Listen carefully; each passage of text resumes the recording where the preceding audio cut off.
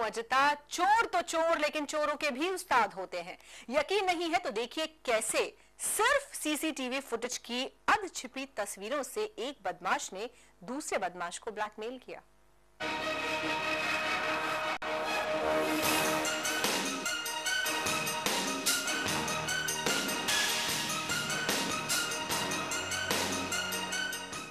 भोपाल में चोरी का एक अजीबोगरीब मामला सामने आया है। 5 लोगों ने सोने की चोरी की। इस चोरी का पता जिसे चला, उस आदमी ने 5 चोरों से भी हिस्सा मांग लिया।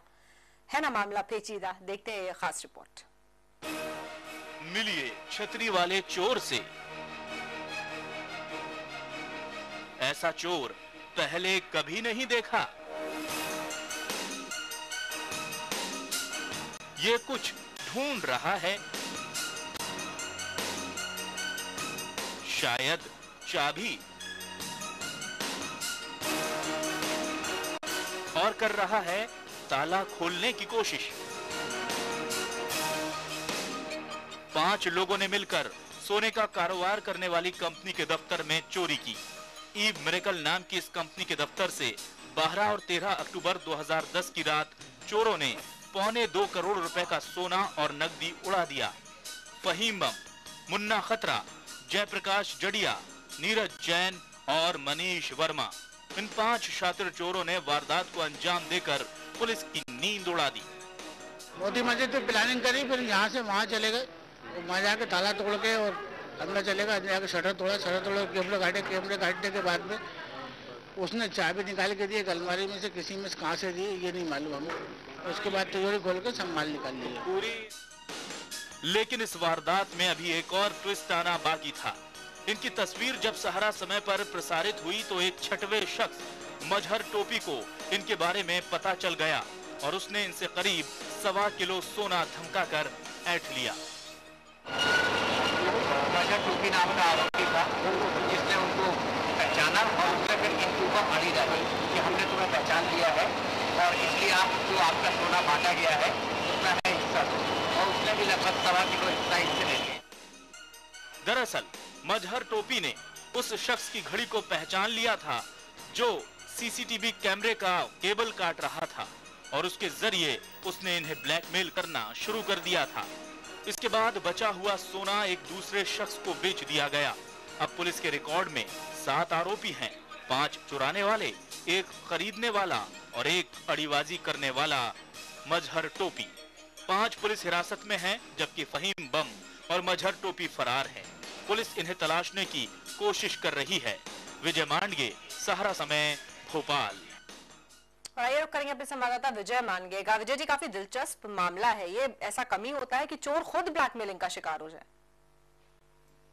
बिल्कुल अजिता जी, बहुत ज्यादा दिलचस्प है। जब इस पूरे मामले का खुलासा हुआ तो पहले तो पुलिस भी ये सुनकर भौचक्की रह गई कि एक चोर जो है दूसरे चोरों को ब्लैकमेल कर सकता है, लेकिन इसी चोर ने फिर जिन्होंने असल में ये पूरी वारदात को अंजाम दिया था उन तक पहुंचाया है। और मजहर टोपी कुख्यात बदमाश रहा है और जब सभी मीडिया में जो सीसीटीवी कैमरे के फुटेज थे, खासकर सहारा समय पर जब वो दिखाई दिए, तब उसने पहचाना कि जो फहीम बम है जिसके हाथ में एक घड़ी थी, उस घड़ी को वो लगातार पहने रहता है और उसी घड़ी के आधार पर मजहर टोपी ने उसकी शिनाख्त की थी और फिर ये ब्लैकमेलिंग का जो पूरा धंधा था उसने शुरू किया और उसने 1.25 किलो सोना ऐड भी लिया। लेकिन बाद में जब उसने ऐशो आराम पर खर्चा करना शुरू कर दिया था, जब उसके पास इतना पैसा आ गया था, इतना सोना आ गया था, तो पुलिस के मुखबिर जो है उनको सूचना मिली और उसके बाद पुलिस के लिए बहुत आसान था इन सब लोगों तक पहुंचना। बिल्कुल, 5 लोगों को पुलिस गिरफ्तार किया है विजय जी। बाकी के 2 लोग अभी जो पुलिस की गिरफ्त से बाहर है वो कौन है? देखिए, जो 2 फरार है उसमें एक तो मास्टरमाइंड है फहीम बम उर्फ फरहान, जिसका पूरा नाम है, और उसी ने इस पूरे चोरी की वारदात की साजिश रची थी। आपको बता दूं कि ये प्रदेश की सबसे बड़ी चोरी थी, क्योंकि 1.25 करोड़ रुपए की ये चोरी अब तक प्रदेश के किसी भी हिस्से में नहीं हुई है और इस चोरी का खुलासा करना पुलिस के लिए एक बड़ी चुनौती थी। पहले ये शक हो रहा था कि कहीं जो कंपनी है उसके स्टाफ के लोगों का तो हाथ नहीं है, लेकिन जब पुलिस ने पूरी तफ्तीश की और खासतौर पर जब मजहर टोपी का जब नाम सामने आया तो पुलिस को ये अंदाजा हो गया कि कोई लोकल गैंग था और ये 4 लोग पकड़े गए। इसमें एक जो है विजय यादव, जो विदिशा का रहने वाला है, पेशे से सुनार है, उसने सोना गलाने का पूरा काम किया था, लिहाजा उसे भी आरोपी बनाया गया है। दूसरा शख्स जो है, एक तो मैंने बताया कि फहीम बम और मजहर टोपी, चूंकि मजहर ने अड़ीबाजी करके यानी कि ब्लैकमेल करके इन सब लोगों से सोना ऐंठा था, तो उसके खिलाफ भी कार्रवाई की गई। बिल्कुल, बहुत शुक्रिया विजय जी आपका इस पूरी जानकारी के लिए। तो फिलहाल वक्त एक छोटे से ब्रेक का हो गया है, जल्द हाजिर हो रहे हैं।